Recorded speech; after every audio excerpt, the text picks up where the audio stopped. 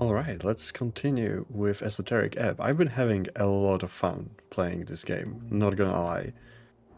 So let's see, what else? What faded posters nailed to the wall? They are unreadable. Okay. The ones on this side are though. Your eyes land upon a series of papers nailed in the wooden facade. Some of them are torn up and unintelligible. A few catch your attention. You should rip them to shreds. That would be fun. Okay.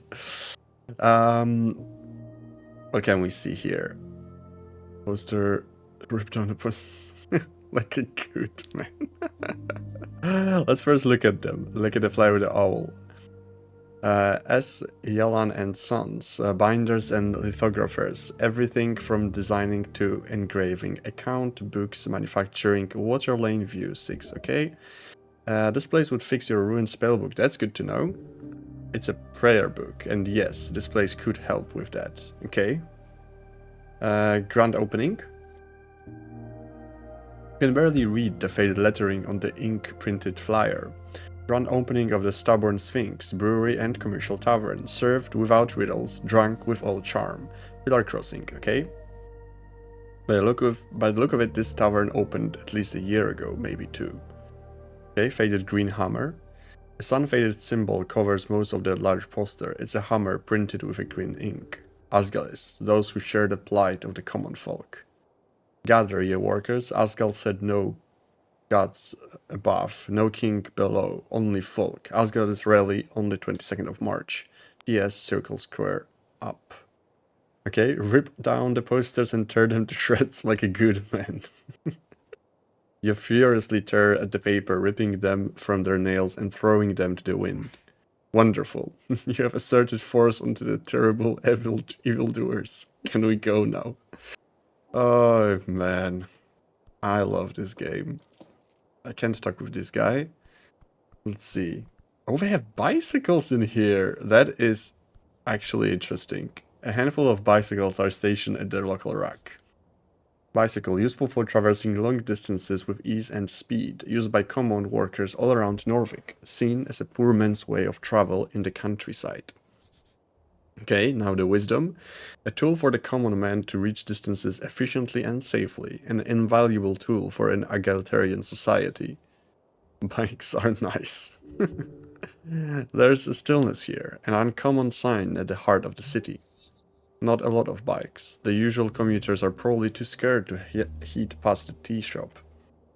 This particular bike is yours. Oh shit, I have a bike. Okay, check the chain lock. You lean and take a closer look. The rusty chain seems brittle, but wrapped so hard around the tire that it would be annoying to get it off, even if you had the key. You should take better care of this magnificent bike. Wait, this is my bike. Sure is. Best way to travel in Norvik, except, of course, on this godforsaken island fortress. Okay, where's the key? Not here. Not go wandering around looking for your key. It's just a bike. Okay, could getting the key be a quest? It does sound like a quest you would get. Find the missing key. The mystery of the bike key. Something like that would be perfect. No quest to be found here, just sadness. Damn. The key is probably at the bottom of the river along with the rest of your dignity. Okay, hold on. When exactly did I come to Tolstad? On the 21st of March, evening. Then you fell. This is as far as you came. The pain, sudden and striking. The hair at the back of your neck stands on the end as you sense the sudden shift. Okay. Was I alone? No. A shove in the dark, swift and deadly. A lucky strike from some drunken fool, probably. Okay, do I recall anything important? You chained the bike, you stood up, then pain. Okay, stumbled over the stone railings, yes. Okay, this is where I fell into the river. The goblin glances over to the broken fence. Interesting. You must have had a lot of drink if you took a stumble like that. I do not consume alcohol. Someone must have attacked me. Maybe. He gives you a curious expression. The expression says, how the hell are you alive? Considering everything, we better play it cool. Real cool. Real cool and smooth. Smooth, sure, something like that. Glances down to the river once more. A hint of fear. You see anything strange about this bike, Snell? No. It's a bicycle. He does not care. Okay. You like bicycles? Not particularly. You want to know a secret? Not particularly. Okay, I won't tell you then. Please keep your secrets. I love this bike.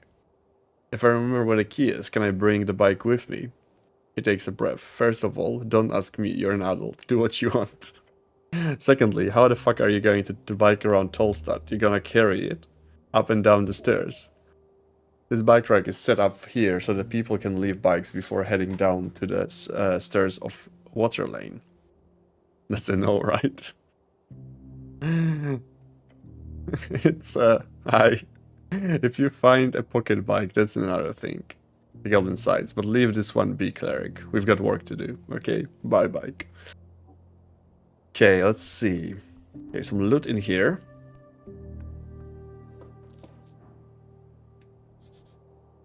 Sleeping, okay.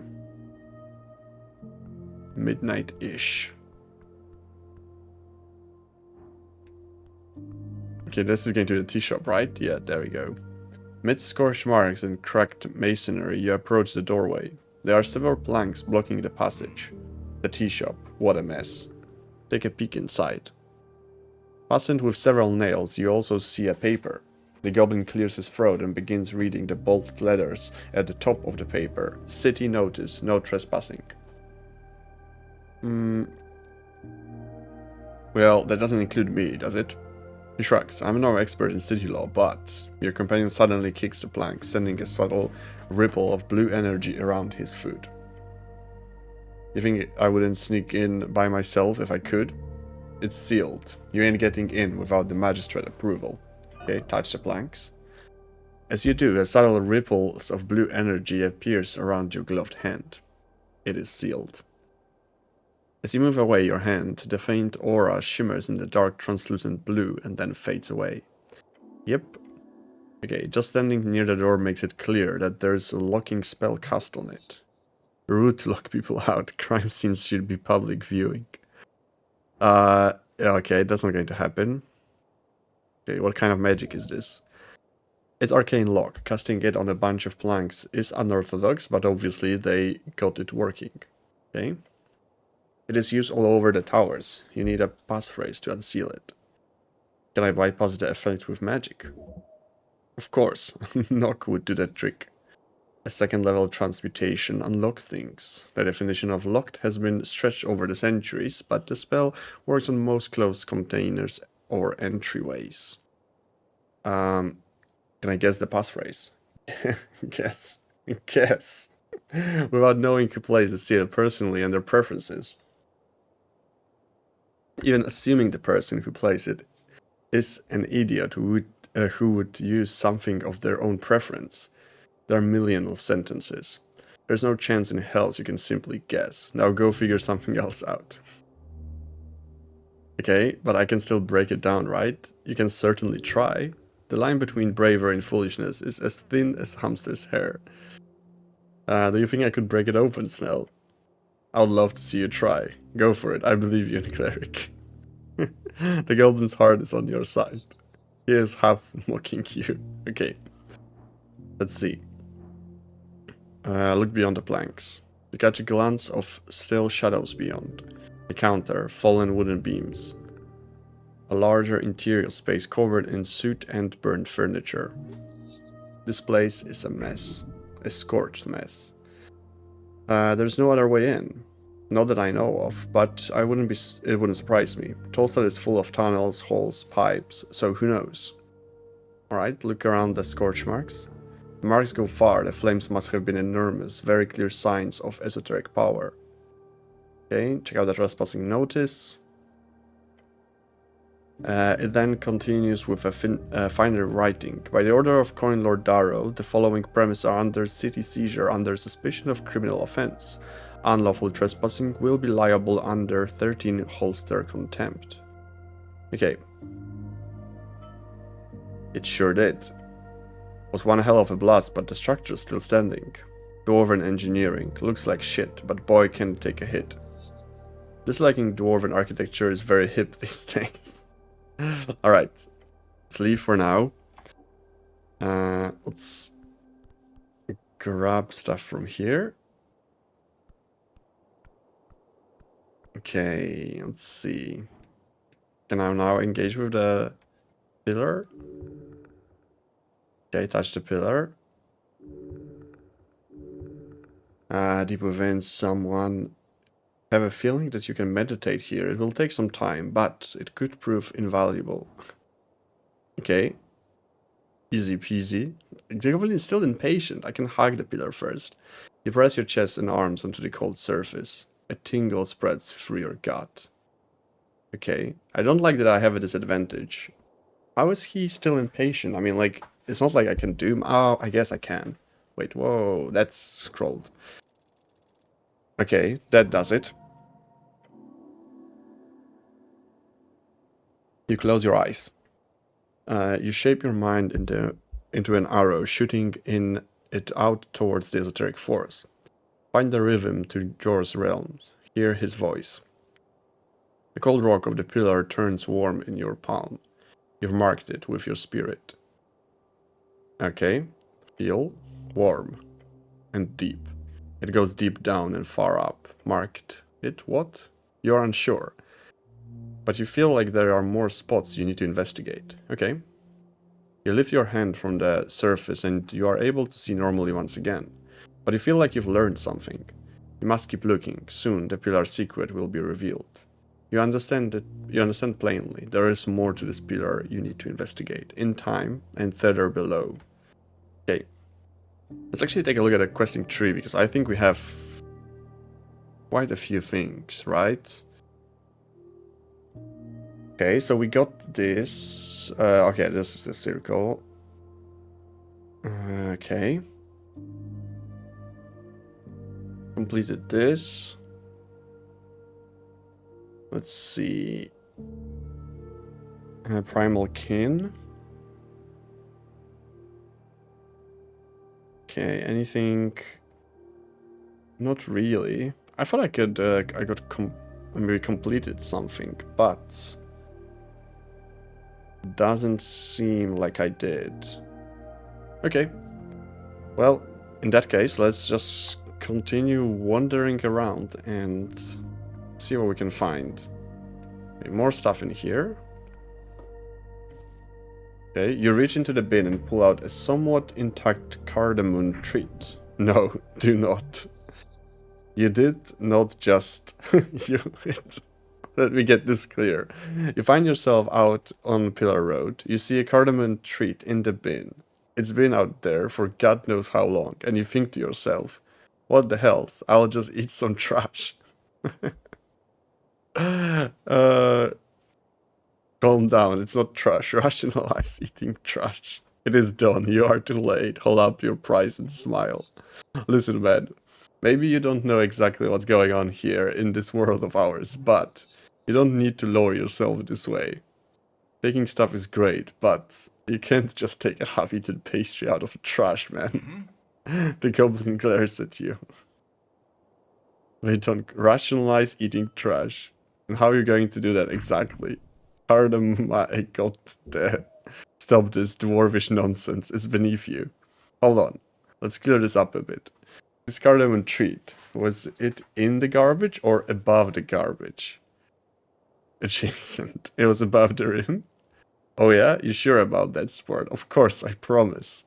And you weren't just diving with your entire arm into the trash bin. It was hovering like an angel. Truly a miracle. Will I ever recover from this? Sorry to say, but you've officially crossed the line dividing men from bum. You are now a bum. Go enjoy your tasty cardamom treat. Amazing. Alright. More stuff in here. Okay, I wonder where I can actually find the... Wait, can I... Come on, we need to run. There we go. Another cardamom treat. Okay, what do we have here? Only instructions. Oily instructions, okay. What can I... Okay, I can examine. A gnome starter guide to esoteric memorization. Okay, you hold up the paper, finding it to be actually a turn-out page of a book. The name in the margins suggests the book is called A Gnome Starter Guide to Esoteric Memorization. Alright, read it, it's quite lengthy. The goblin leans in over your shoulder and reads it as well. The first step to understanding esoteric memorization is understanding the underlying powers at play. Jor's strings stretch across his coast, invincible to the eye, yet connected to all things living and dead. A spell is simply a set of rules you must follow in order to manipulate those strings into an esoteric effect. Yet those rules are themselves esoteric in nature. As such, most wizards will find it impossible to remember more than a handful of spells at a time. Newbie wizards. Oh, how many can you memorize? I mean, some. I'm more of a feelings kind of spellcaster. I don't care for numbers or rules or logic. He turns back to look at the page. Right, keep reading. This is a big divide between cantrips and actual spells, as cantrips are both easy to remember and will not consume spell slots. Spell slots are the common representation of how many spells of each spell level a caster is able to perform without the rest. As a gnome, you are naturally gifted in the art of illusion magic. Other schools will be more difficult to memorize. A suggested harmless spell to use in training is the first spell, Grease. To increase your chance at memorization, attempt to cast it at least 2 times per day. In the margins, there's a handwritten note that you managed to spot. It's written hastily and bold, like the author really wanted to hype themselves up. Okay, it says, every evening and every lunch break at work, remember, you can do it. Oh no. The goblin leans out over the ridge, looking down at the river. Damn. Poor gnome. How mysterious. You should try to figure out what happened here. Let's see. There's a grease stain on the bridge.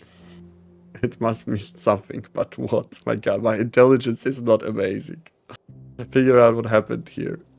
Oh shit, there we go. Nat 20.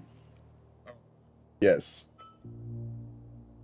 The gnome cast grease and then slipped off the side of the bridge, falling down into the water. Yes, that was quite obvious. Intensely dangerous. A greasy ending. Went out like he went in. Okay, learn the spell. That's good. Okay, we got a new spell. Anything more in here? Not really. Okay. There's some scaffolding.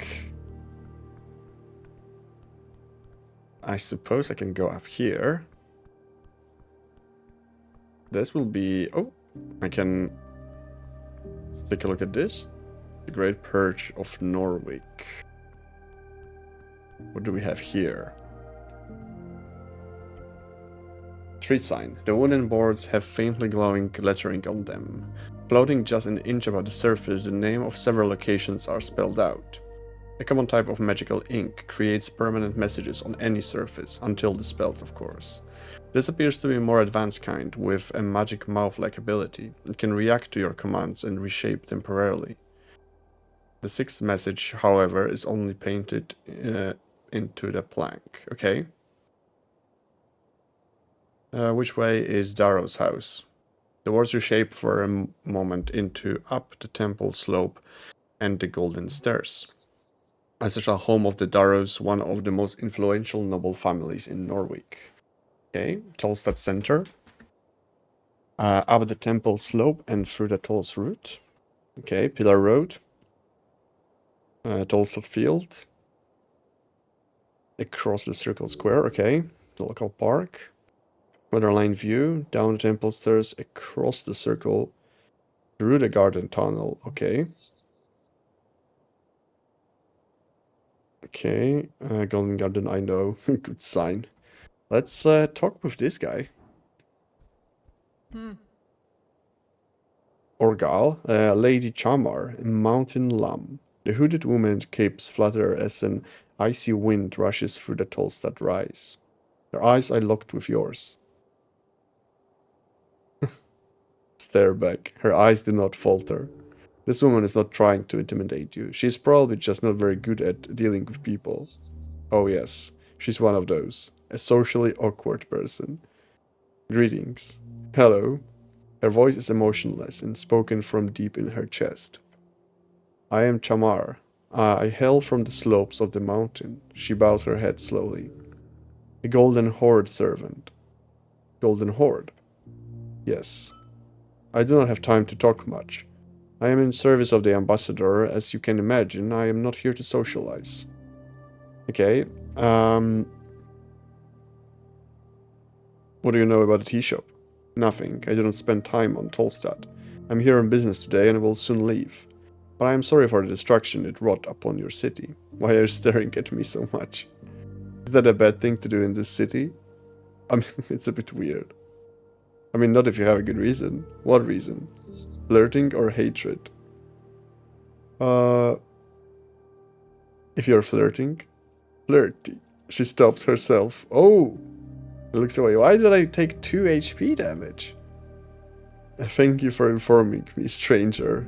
She can't just do that. That's rude. She doesn't like you that way. That's more than okay. Even if it is a bit painful. I will stop making eye contact in accordance with your local norms. She speaks so mechanically. Strange woman. Alright, what are you voting on in the election? I'm not a citizen of the city. Also, democracy is not something I approve of. Okay. You don't want a voice. Why? She looks up in the sky.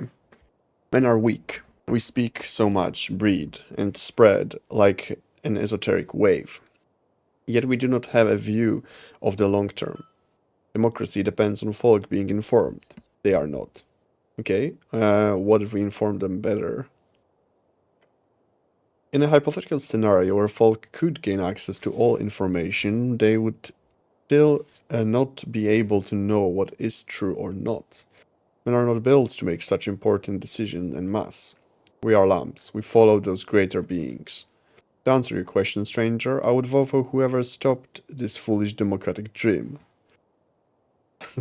Okay.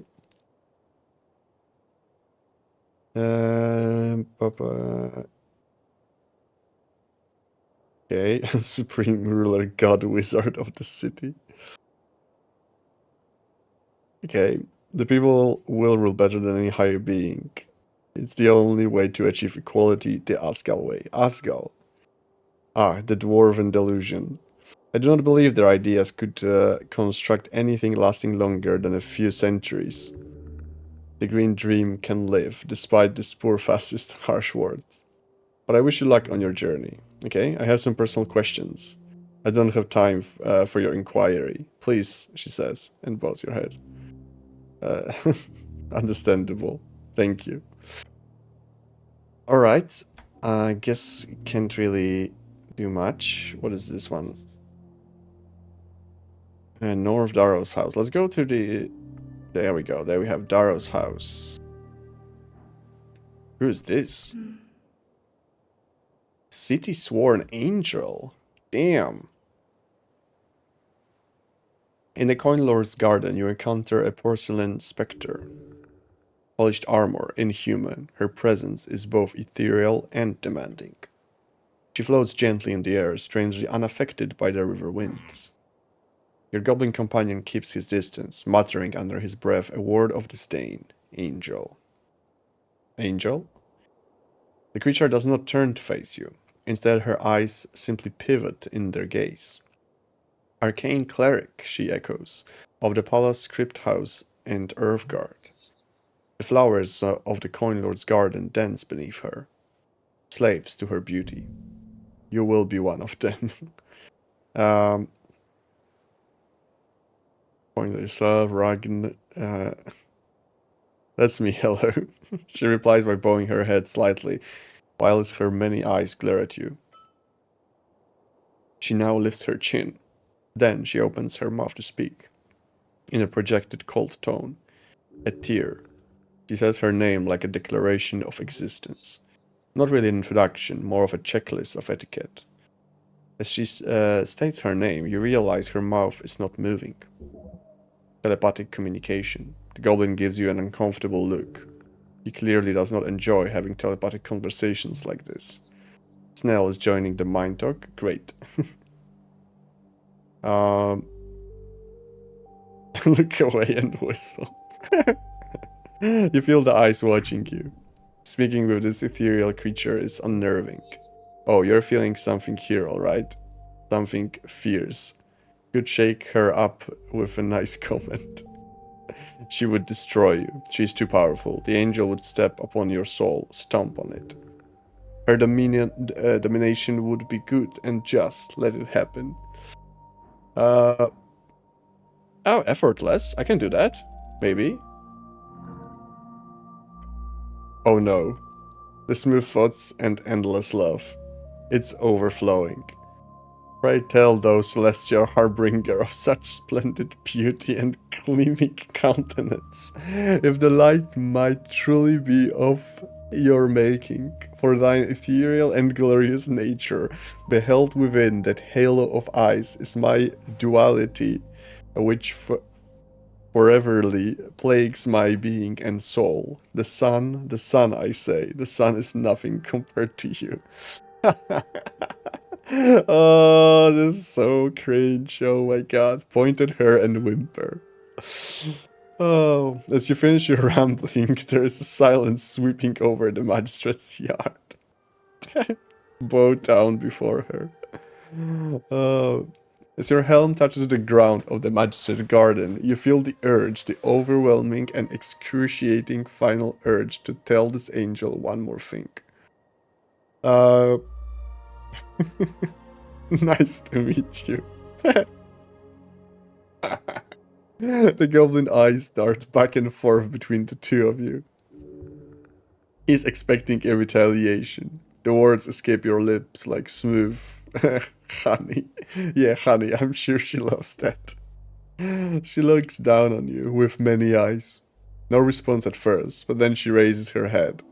Thank you. A dry reply. At least she's not pissed. Take that as a win.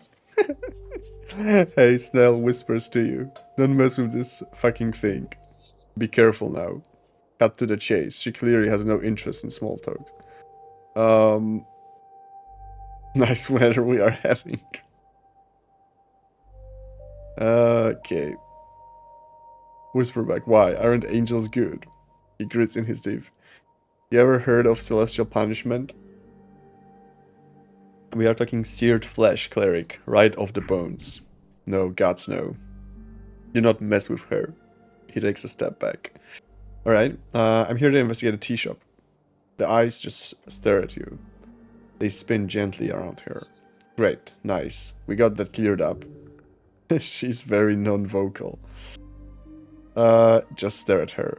She stares back 100-fold. Okay, great, so the eyes stop spinning. She can sense your impatience. She is a messenger of divinity, overwhelming to the senses. Okay. I'll be honest, I find you very attractive. Your comment causes the angel to turn her face towards you for the first time. You can feel Snell sweating. Okay. Sure. She's mocking you for sure. You can sense she does not see you as a worthy. Is that alright with you? Perhaps you should stand up for yourself, okay? Maluti shin mo you too. Because the pro, don't disrespect me, angel. As you do, she makes her first real move. One step. Her hand placed upon the top of your helmet. What? When? The goblin grits his teeth and stumbles back. The ring rotates around her head, and now yours. She is close. Stay silent. She leans in. You see through the gap in her skull where her eyes should be. A warning, cleric. Okay. Before taking a step back, leaving you frozen. She will be your death. Your body is pulled toward her. Despite her harsh words, you see her body language relax. Maybe. It's hard to tell, but she does not appear truly angry. Colonel Darrow is busy, she speaks. I'm here on the city business and I need to speak with him. She looks to her right, towards the building, leaning against the ancient tower. After a moment of silence, she says, Colonel Darrow will be available post-midnight. Okay. He will be in his restore. Okay. Several of her eyes look to the entryways to her right. Okay, one of the fancy terms imported from Anuran culture. Though it doesn't mean anything in Anuran, they kind of got it wrong. Okay. Fancy name for frog folk and toad folk. You've heard they don't like those terms for some reason.